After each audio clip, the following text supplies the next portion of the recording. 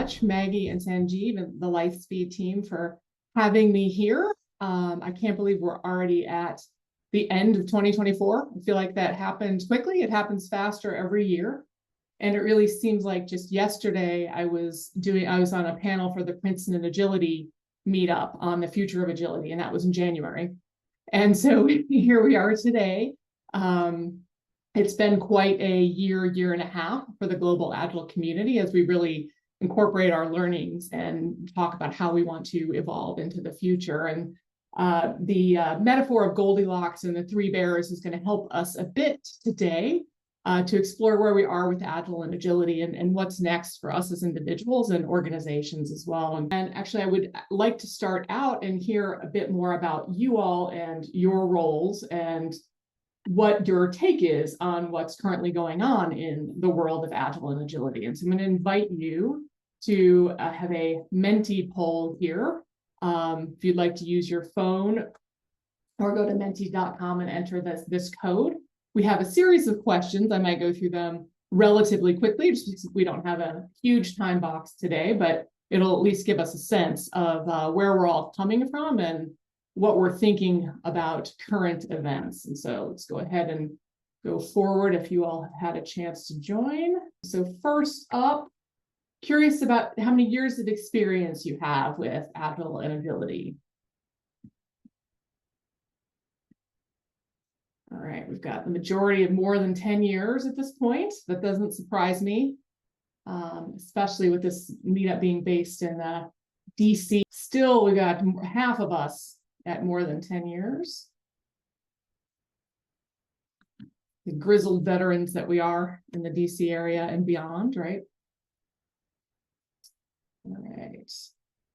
Now I'm going to take us to our next question. Just curious about your current role. We've got coaches, leaders, product owners, other practitioners, the CEO. I know we got more than that. Okay, here we go. Project management retired. Welcome.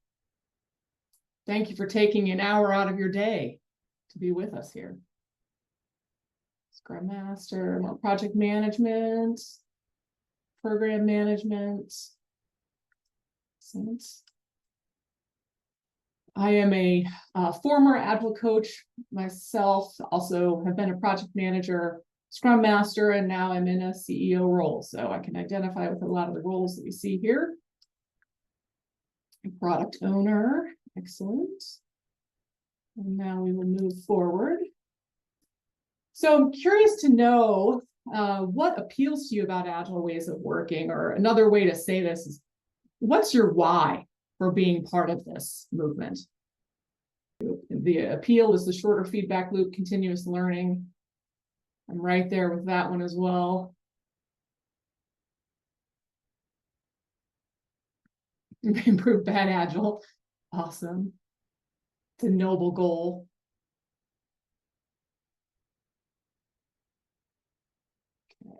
Top down, empowering the team. Love it. Empowering people. Yes, the human centricity is a big part of it for me. And the continuous learning, I would say those are two really big things and that have been a big part of my journey. Business value, value delivery. Yes, let's not ignore the value. That gets us into trouble if we do that. All right, so I see it slowing down here. Just curious about your opinion on these statements that have been circulating on LinkedIn and conferences and talks, etc. Either strongly disagree or agree with Agile is dead, Agile has become business as usual. The essence of Agile and agility are needed more than ever. And obviously more than one thing can be true in this scenario.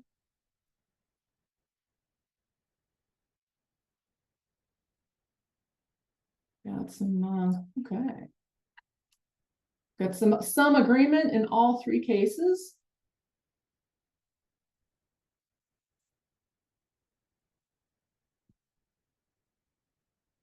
Okay.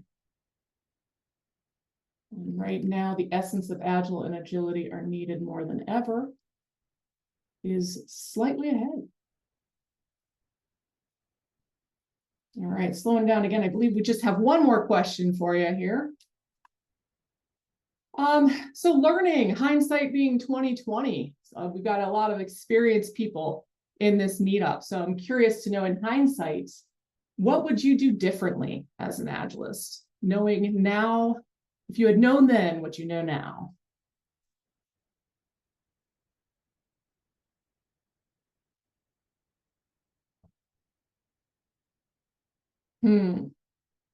All right, we got a nothing. We're gonna have to hear from that person later today because they've gotten it all. Got the answers for us. Okay. Focusing on how to apply philosophy as opposed to practices, encouraging teams to focus on outcomes over outputs, cut out fake agile.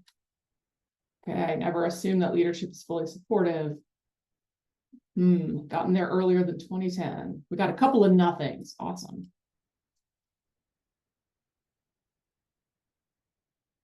Pay attention to team practices, do more on coaching agile principles. Nice. I think for myself, one of the things I would do differently is, and we'll see this kind of play out in how I've structured the rest of the talk, but not think about the ways of working so much as either ors, but more as letting things transcend and include one another and really getting into the context and applying things in as situationally relevant a way as possible. I think I just saw Pray for the Agile Alliance come up. And the second thing I would say from my own experience is not underestimating the ingrained patterns that we have to break through in order to really espouse agile ways of working and leading with agility. All right, thank you very much for your inputs there. So I'm going to go back here to our slides. And so now that we've gotten to know each other a little bit and what our opinions are on where we are as a community, I want to level set on what I mean by agility in this talk, right? Because I think there are a lot of definitions of agile and agility floating out there. And I'll say that this one resonates most for me and with ICAgile in general as we collaborate with the Business Agility Institute, really looking at this as a set of capabilities and behaviors and ways of working. And it's about the freedom, resilience, and flexibility to achieve your purpose or your organization's purpose, no matter what the future brings. And I think we can agree that the future is becoming increasingly harder to predict, not easier to predict, right? And so just wanted to get clear on kind of this is the paradigm that we're talking about here in terms of what we mean by agility. And also wanted to point out that what's not in this definition is frameworks and methods and processes. So it's really looking at those as a means of achieving agility or a means to an end, but not necessarily a key part of what agility is in and of itself or the definition. So I'm definitely coming from the perspective of believing that agility is a journey that lives beyond frameworks and methods. And so then taking us to our next step of where we are, where do we find ourselves, right? And I think there's definitely a downside perspective. There's gloom and doom out there in the world and in the community. And if you're going to take sort of the glass half empty, there's lots of talk about layoffs and decreased investment in training and transformation. There's discontent with poorly implemented transformations or fake agile, as a couple people brought up in their answers to the poll. There's talk about underskilled or overly credentialed agile coaches and consultants that may have led organizations astray and may have contributed to some of the negativity that's out there now. And I think if I were to take a glass half full perspective or the upside perspective, it's more of that. In a lot of cases, agile ways of working have been integrated into business as usual, and it's time to take the next step. It's time to take the next step in helping organizations thrive in uncertainty to achieve their purpose. And as I mentioned, the Business Agility Institute, one of the interesting things, and this kind of remains to be seen how it will play out, But their most recent business agility report that came out a few weeks ago talks about 2024 actually returning to trend in terms of business agility maturity. So seeing a real dip in investment in 2023 and seeing a strong comeback in the research that they've done so far this year. Now, granted, that is one source. There are many sources out there, and that it remains to be seen, but that is one very positive perspective that's out there in our community currently. And so thinking about what really feels true for us, I think no one is saying that change is slowing down. No one is saying change is dead. No one is saying we don't want collaborative, high-performing teams or organizations that prioritize engagement and development of people towards achievement of the organization's purpose. No one's telling us that we shouldn't be helping to make working lives better and more fulfilling in general, right? So what else can be in the way? And I'm going to kind of bring it a little bit closer to home and look for some maybe simpler answers also in terms of where things may have gone wrong or some traps that we and teams and organizations may have fallen into along the Agile and agility journey so far. And so we're dedicated to this, but hey, I'm including myself in this. Maybe we're not as great at it as we think we are. And where can we also, where can we also look to be on our own journey of continuous learning and continuous improvement as we stay in this game and take it to the next level? So I'm going to look at a couple of different aspects of organizations and transformations. We'll look at, I know I could have gone on for quite a while, but the examples I chose are in leadership, strategic agility, team agility, scaling agility, as that's always been a big topic, and then coaching. We'll leave the best for last, agile coaching. We'll talk a little bit about that. And then we're going to have a chance to talk about maybe what are some of the root causes that we're seeing and what are some of the next steps that we might take. So taking us first to leading with agility or agile leadership.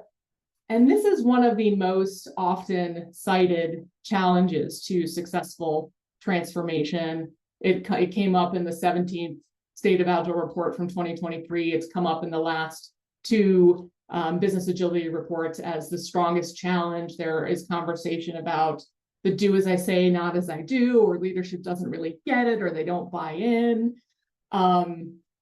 And I think that's definitely a possibility. And I'd also like to put forward for discussion some things that may have happened as we've shifted from traditional leadership to more agile leadership. And so we really talk about command and control in traditional implementations and how that stifles creativity. It doesn't create an environment for innovation. I think most people agree with that. It's more appropriate in a more defined process situation where you're in this space of simple work that has best practice and you can execute. It does not work as well in complexity where you need innovation. And so we talk about servant leadership and how you look to create an environment where people can thrive and do their best work, and those closest to the work can make decisions. And I feel like I've seen this go wrong a few times, both in my own journey and in organizations I've worked with and talked to. And I'd imagine some of you have as well. And so we're going to bring in our Goldilocks analogy here. We've got this notion of being too controlling, which I talked about, which is really that I'm in charge, stifling innovation, right? But then we've got this servant leadership becoming too passive, too hands-off, and it's just this laissez-faire approach where leaders aren't doing what they need to do to create the right containers, to role model growth mindsets, to give feedback to people from a place of care, to really ensure that people are aligned on the higher goal and the intention.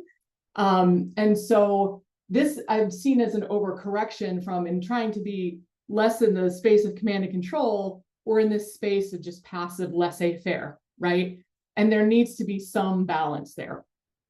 And so we'll bring in our just right here. It's really how do we get to this space where we can optimize creativity and innovation, make sure that teams and organizations have that North Star?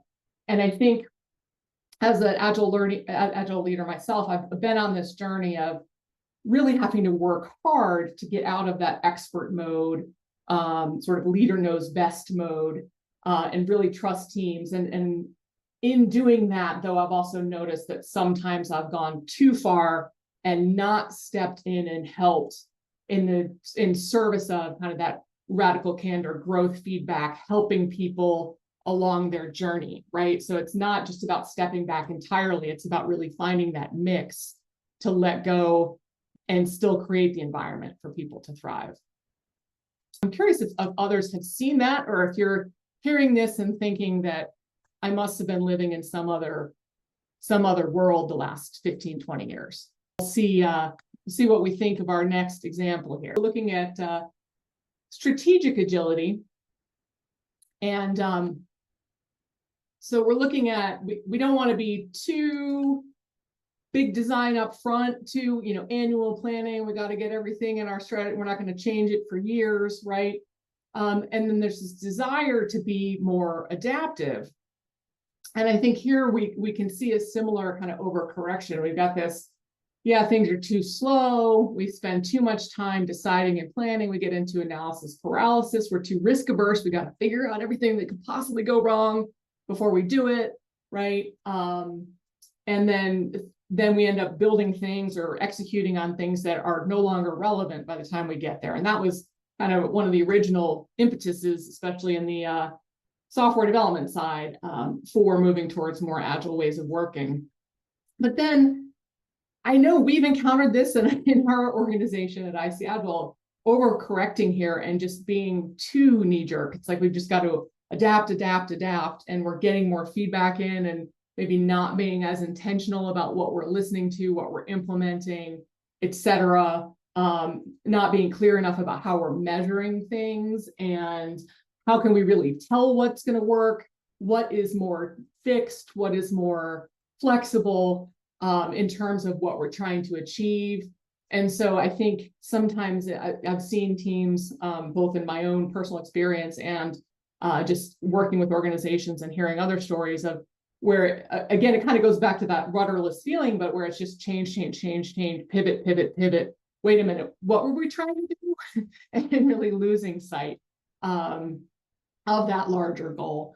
And so it's looking at how do we get to that just right. So what's the right cadence for certain strategic goals? And I know a lot of folks are using OKR frameworks where you look at certain things at the quarterly level and then you break it down into smaller iterations. And it's always going to be context dependent, but it's really getting clear on what you want to allow to change more quickly, whether it's tactics, the types of things that are more flexible, and the things that you are really trying to keep as your clear goal, and then you're going to adapt things that are in support of that goal. And so I think this has been a balancing act for us over time as well, because you don't want to overcorrect back to the analysis paralysis and not getting anything done. But you also need to make sure that you're really keeping your eye on what needs to be stable and what can't. So now we're looking at teams, and teams are awesome. I love working with teams. I love the thinking in Agile philosophies that the team is the unit of value creation, that we want to incentivize team behaviors and collaboration. That's fantastic. And it really closely aligns with wanting people to be empowered and to really succeed and have fulfilling work lives. So it's something I'm really passionate about. And it's another place where I feel like I've fallen into traps, and I know others who have as well. And so it's really looking at this to simplify it, the manager-led versus self-organization, right? Manager-led is the more traditional way of looking at things, but it tends to be not super empowering and not conducive to skill development, not conducive to people taking ownership and personal responsibility. You might remember this gentleman from the movie Office Space. So it's that micromanagement. We've got bottlenecks, disengagement. People are slow to develop. Then on the other side of that, though, we can get a little too rogue with it, right? It's like, okay, I'm empowered, I'm self-organizing. Now, wait a minute. What is our goal? What is our commitment to the shared outcome? And how do we make sure that teams really have what they need in order to have the hard conversations and the collective accountability to work together in the best way possible? And so, sometimes that gets overplayed to the point where team members may feel like they're not empowered when really it's more about not being clear on a goal or how to get there. And so the middle ground here is really looking at how do we get to that just right. So the empowerment with accountability, the clarity on the goal, the autonomy on how to achieve that goal, and then the accountability for the results. And I think when this is done well, accountability is not about punishment or firing someone. It's about that transparent developmental feedback. It's not throwing people under the bus. It's how do we really come from a place of care and helping them get better as people want to do in their careers and on their journeys. And so it's like, how do we create that right environment where there's enough clarity and enough autonomy to really be empowered and come up with the best solutions? And so that was the team agility. Anyone want to add anything there? Object to or add anything there?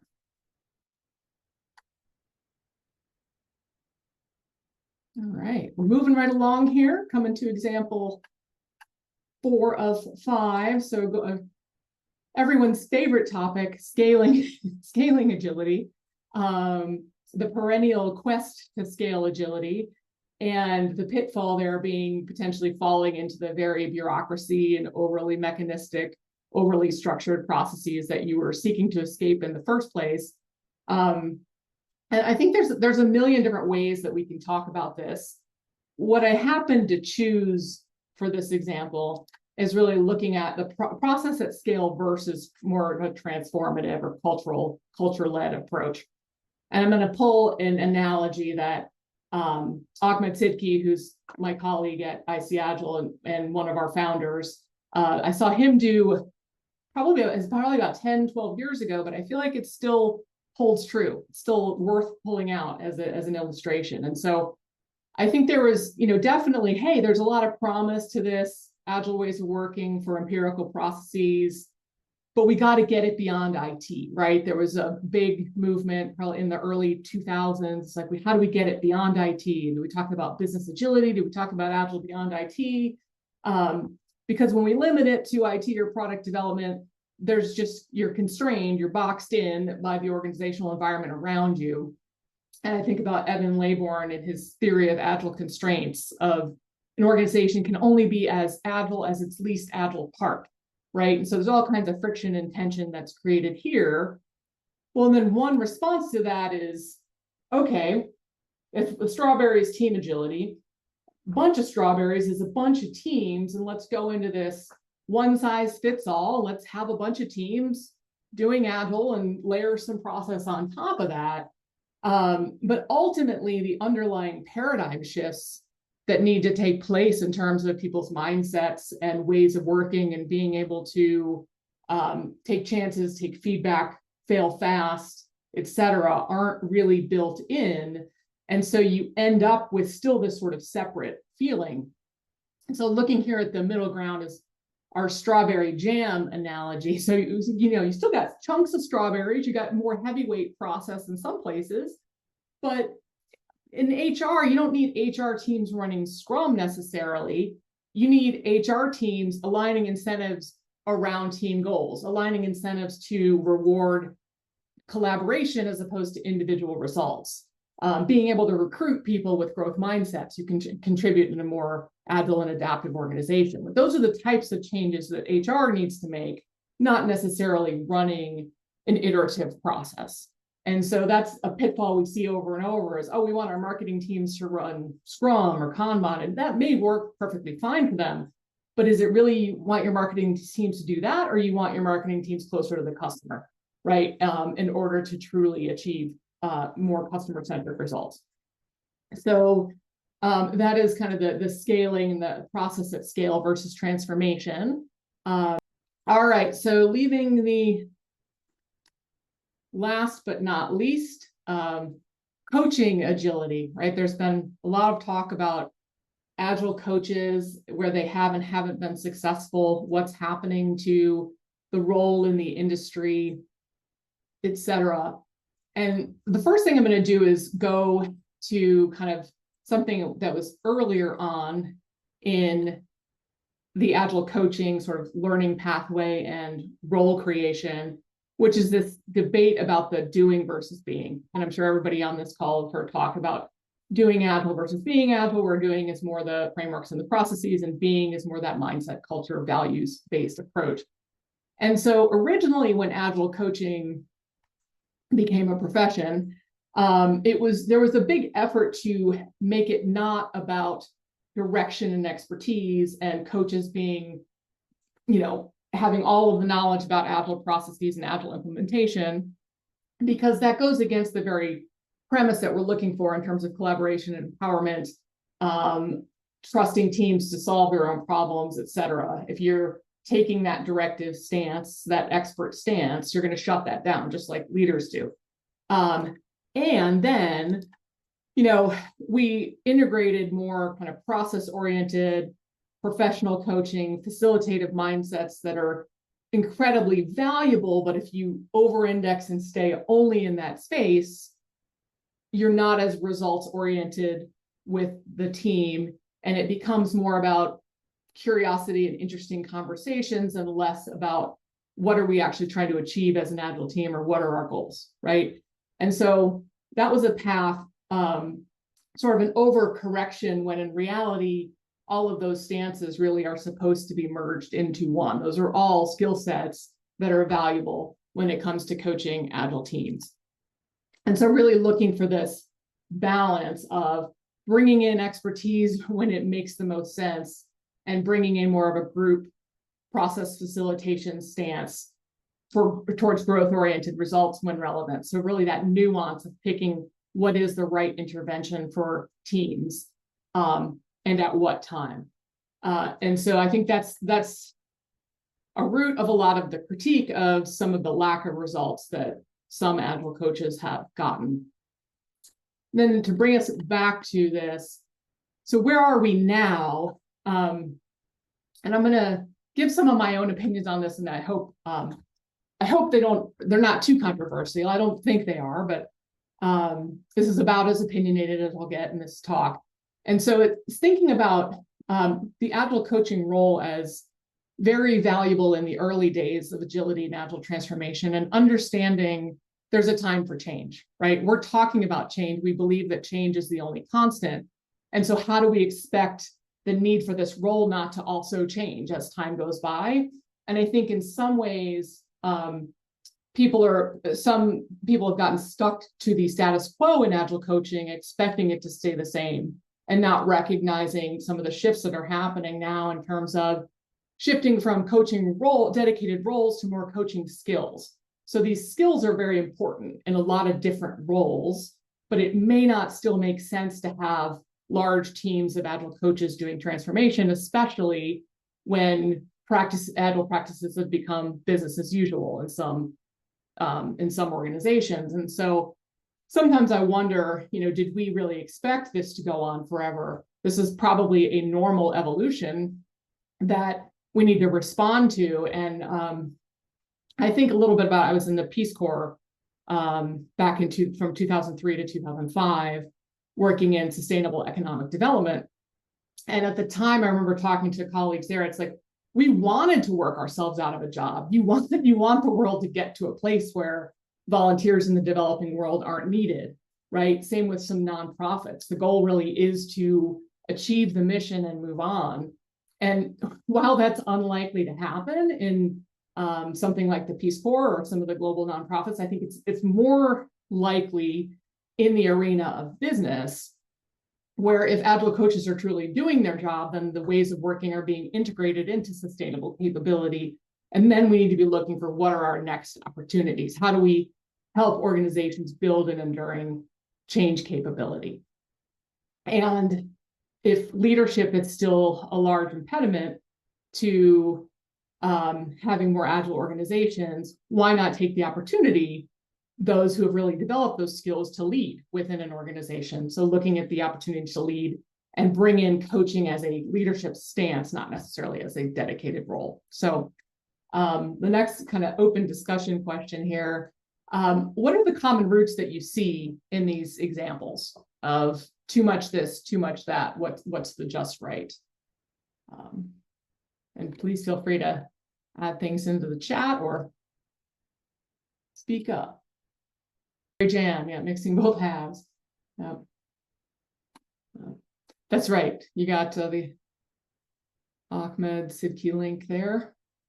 So moving, and I'm gonna bring up one here, which shouldn't surprise anyone who knows me or knows ICAgile, but it's one of those things that it kind of comes back to not underestimating the difficulty of shifting mindsets, even your own. I think about, and this is rooted in the work of Carol Dweck on growth mindset versus fixed mindset. And we all have aspects of both in our lives.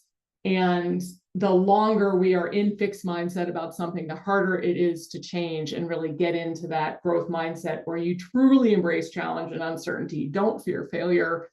Have the courage to give and receive radically candid feedback, right? And so that this is an ongoing journey of learning and unlearning and relearning. Sorry, got that. Got a little wrapped around the axle on that one, but it truly is a journey for individuals, teams, and organizations. And so it's something that we shouldn't just kind of pay lip service to in the beginning and move on from. It's something that we need to be sort of continually generating our own self-awareness around and helping leaders and teams do the same. So just one thing here is just recognizing how much harder it is to unlearn an ingrained pattern. I encounter this every day in terms of how I want to show up in meetings or how I want to create the right environment for teams, and see myself when I get stressed out, slipping back into old patterns that aren't conducive to growth, that aren't conducive to empowerment. And so there's just one of those things, is really respecting the journey that this is and the ongoing learning journey that it is for transformation. And we don't have a ton of time left, so I'm just going to go to the what's next. And I'm going to invite you all to reflect just silently. If you want to share something with the group, that's welcomed, but not at all required. So just reflecting on this question about what's next for you, for your team and organization on your path to just right. And I'm also curious, several of you put things that attracted you to the Agile movement or your why for agility. So also curious if your why is the same today as it was when you first joined the Agile movement or became an Agile practitioner. So just inviting you to take a minute or two to reflect for yourself on what's next as we look to the new year. And thank you very much for your attention today.